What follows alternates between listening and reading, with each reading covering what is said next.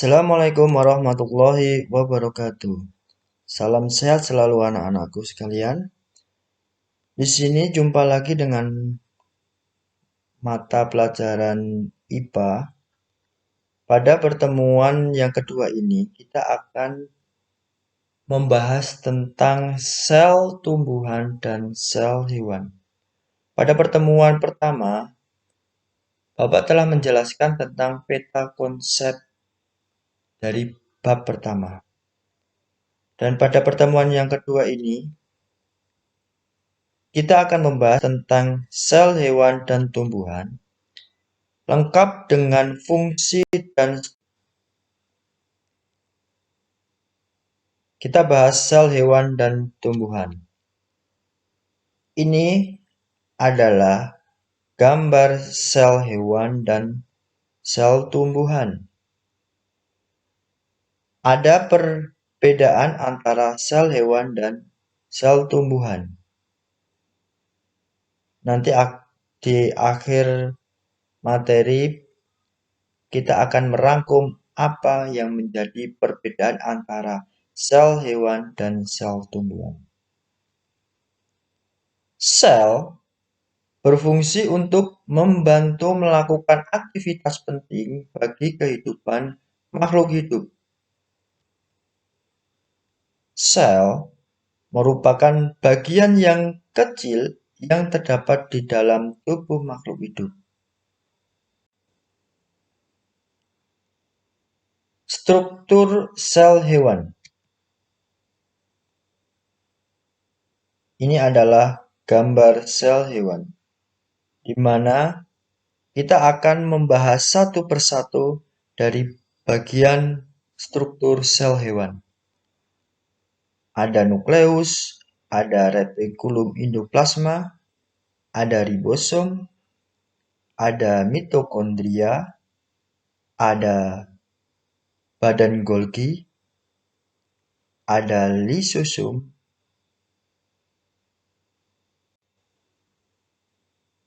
pertama kita akan bahas membran sel. Ini adalah gambar dari membran sel.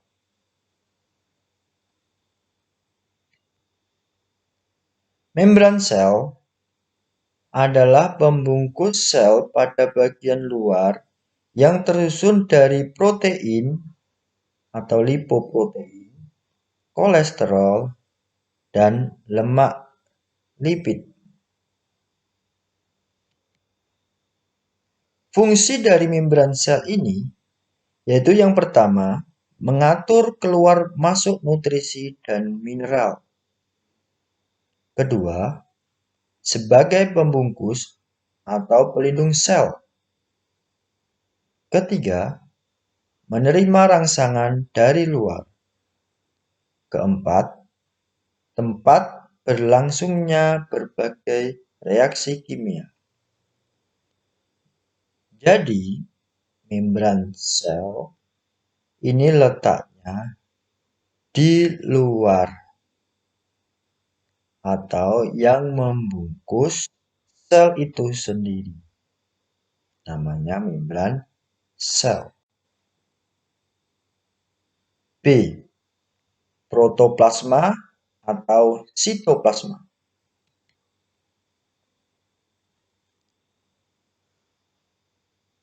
Letaknya sitoplasma adalah ini.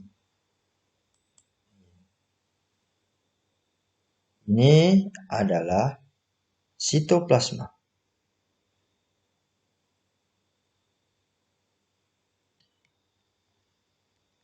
Sitoplasma adalah bagian sel yang berupa cairan sel dan memiliki bentuk seperti gel.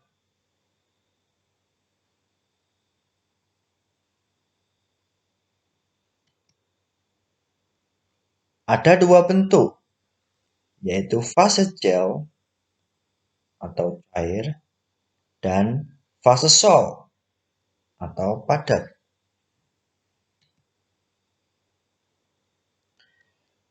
Sitoplasma berfungsi sebagai berikut.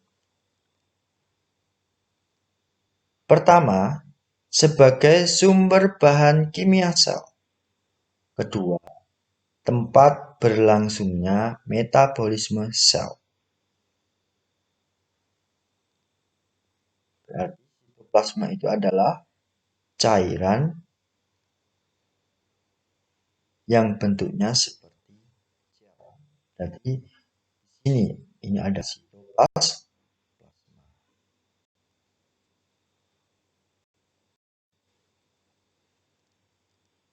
Lanjut, C. Nukleus. Letaknya nukleus adalah ini. Ada di tengah ini.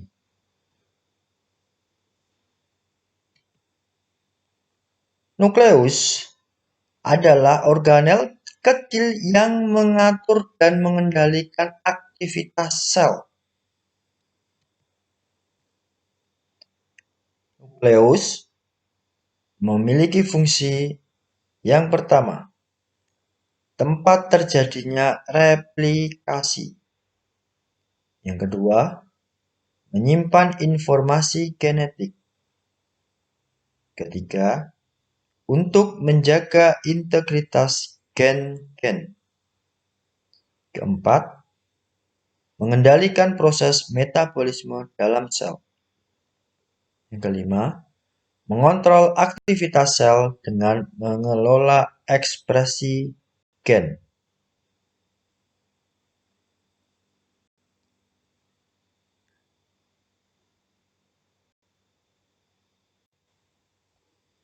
D. Retikulum endoplasma.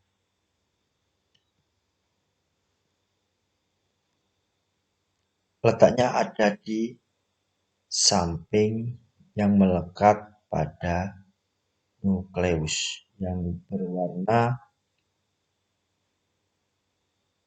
merah tua ini. Retikulum endoplasma adalah organel yang memiliki bentuk benang-benang yang terdapat di inti sel. Ini retikulum endoplasma. Letaknya yang menempel di inti sel.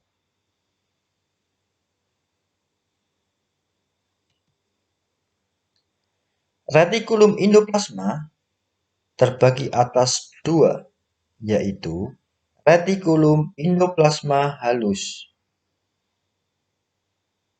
Ini retikulum endoplasma halus. Warnanya merah hati. Dan retikulum endoplasma kasar.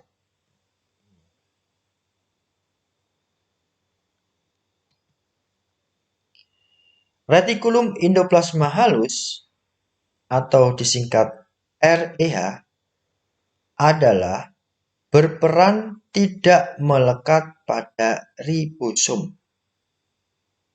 Mana ribosom? Ribosom ini yang berwarna oranye. Yang mana? Sedangkan retikulum endoplasma kasar atau disingkat REK adalah dapat melekat pada ribosom. Jadi yang halus ini tidak melekat pada ribosom. Sedangkan retikulum endoplasma kasar ini melekat pada ribosom yang berwarna oranye.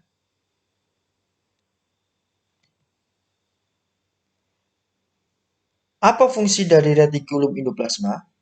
Yaitu 1. Sebagai sintetis protein. Ini retikulum endoplasma kasar. Kedua, sebagai tempat pengangkut sintesis steroid dan lemak.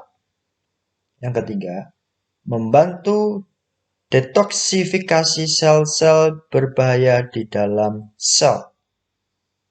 Ini yang berperan adalah retikulum endoplasma halus.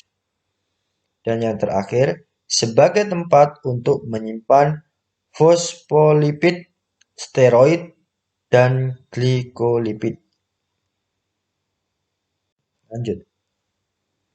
E. Ribosom.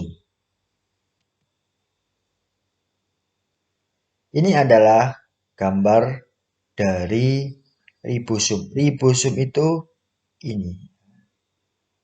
Yang bulat-bulat kecil ini ribosom. Kalau diambil satu bagian ribosom itu seperti ini. Ya, yang bulat ini kalau diambil dari sebagian itu. Kalau diperjelas seperti ini. Ribosom adalah organel sel yang memiliki tekstur padat dan kecil dengan ukuran diameter 20 nanometer.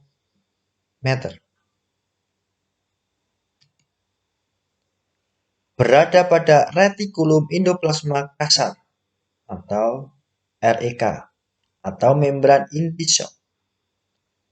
Jadi letaknya di sini. Ini adalah inti, kemudian retikulum endoplasma kasar, kemudian ini bintik-bintiknya dari ribosomnya. Apa fungsinya? Fungsinya sebagai tempat berlangsungnya proses sintesis protein. Ya. Proses sintesis protein. Lanjut. D. Mitokondria. Gambarnya seperti kapsul.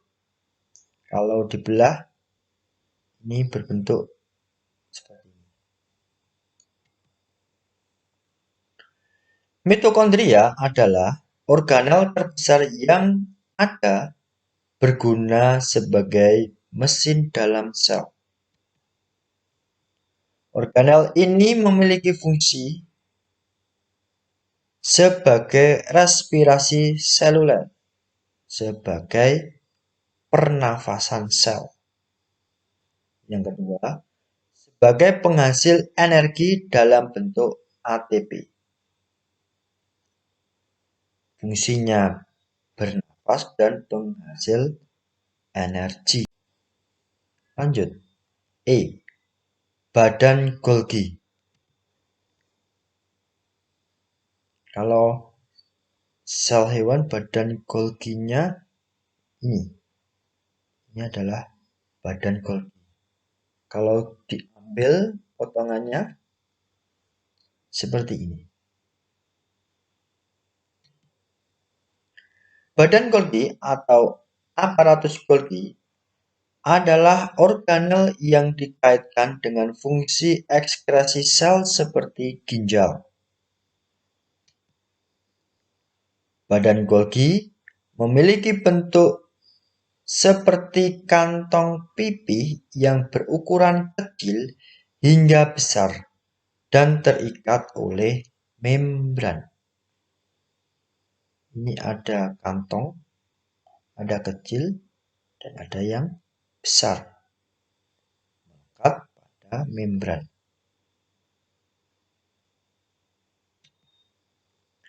Fungsinya. 1. Untuk memproses protein. 2. Membentuk lisosom. 3. Untuk membentuk membran plasma. 4. Membentuk vesikula kantung untuk ekskresi.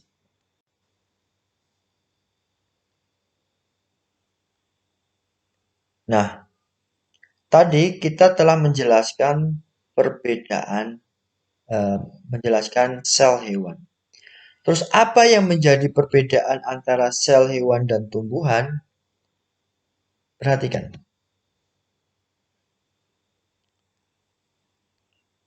Sel hewan dan tumbuhan. Kalau dilihat dari ukuran, sel hewan kecil. Sel tumbuhan besar.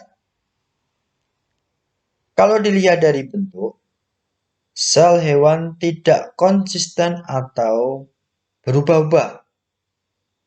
Jadi bentuknya selalu berubah-ubah. Kalau sel tumbuhan, bentuknya tetap. Dinding sel. Kalau sel hewan, dinding selnya tidak ada. Sel tumbuhan, dinding selnya ada. Plastida. Sel hewan tidak ada. Kalau tumbuhan ada.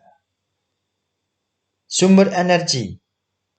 Sel hewan dari organisme lain atau bersifat heterotrof. Berarti ini tidak bisa membuat makanan sendiri. Jadi dari organisme lain.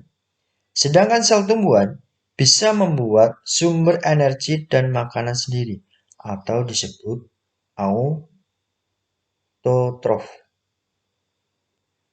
Vakuola. Sel hewan tidak ada. Sel hewan ada. Penyimpanan tenaga. Sel hewan berupa butiran glikogen. Kalau sel tumbuhan berupa butiran pati ya. Sentrosom. Sel hewan ada. Sel tumbuhan tidak ada. Lisosom. Sel hewan ada.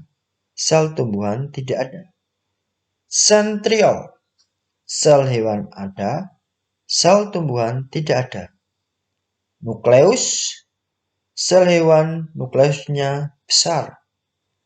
Sedangkan sel tumbuhan nukleusnya kecil. Flagel. Sel hewan itu ada. Sel tumbuhan tidak ada. Itu adalah perbedaan dari sel hewan dan sel tumbuhan. Nah, sudah jelas kalian dari penjelasan Bapak? Kalau sudah jelas, sekarang di sini Bapak akan ajak kalian untuk bereksperimen sendiri-sendiri di rumah. Yaitu membandingkan ya sel hewan yang telah Bapak terangkan dengan sel tumbuhan, nanti kalian yang praktek. Di sini yang pertama, alat dan bahan yang kalian siapkan adalah ya, bawang merah, kemudian pisau atau silet. Ya. Yang lainnya ini belum ya, belum. Percobaan yang pertama, pengamatan sel bawang merah. Kalian mengamati sel bawang merah, caranya adalah A. Kupas bagian luar bawang merah dan potong umbi lapis bawang merah secara membujur menjadi dua belahan. B. Angkat salah satu lapisan tipis dari umbi, kemudian letakkan di atas gelas objek. Karena di sini kita di rumah, maka mungkin bantuan ini adalah bantuan temanmu atau sendiri. Kemudian letakkan lapisan tipis tersebut di atas gelas objek, kemudian di sini kalian tidak usah memakai gelas penutup atau kaca dan mengamati tidak di bawah mikroskop, tetapi kalian tugasnya adalah menggambar hasil pemotongan bawang merah yang kalian lakukan. Kemudian setelah digambar, kalian tulis di hasil pengamatan kalian di buku tugas seperti ini. Ini gambar kalian ya, kalian bisa menggambar potongan bawang merah itu seperti apa. Ya. Setelah digambar, ya, bentuknya seperti apa. Kemudian dikirim di nomor Bapak. Sekian. Assalamualaikum warahmatullahi wabarakatuh.